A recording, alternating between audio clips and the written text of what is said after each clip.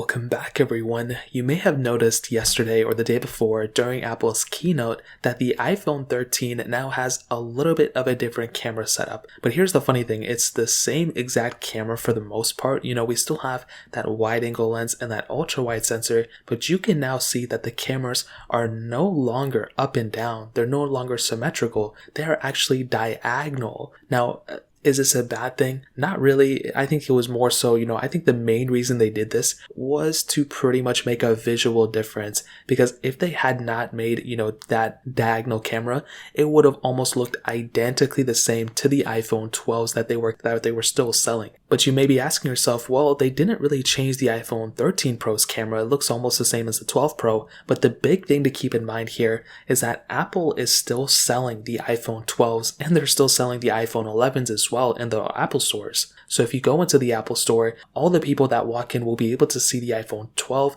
the iPhone 11, and the iPhone 13. And if there's not that big of a visual difference, they may just choose the iPhone 12. Now there is a bigger difference between these two. It's honestly not even that big of a difference. I'm sure a lot of people will still end up picking up an iPhone 12 because it is the cheaper one, but it does kind of make somewhat of a visual difference, and Apple knew that they would not be selling the 12 Pro or 12 Pro Max anymore. Now the reason that's important is because a person walking into the Apple store or a person going to their Apple website and purchasing one of these iPhones, they don't even have the option to compare it, at least on their website or at least in the Apple store side by side, of a 12 Pro and a 13 Pro, because then people would really not upgrade because they would say it's the same exact phone. In this specific case, Apple had to make a change there, and the main reason they did this, in my opinion, was to make that visual difference, so that when people compare these two, they'll be like, oh, this is the new one because the cameras are this way. Now on top of that, these cameras are now a little bit bigger. So with the iPhone 13, it has a little bit of a bigger sensor from the previous generation, and now they did bring in that stabilization that the 12 Pro Max had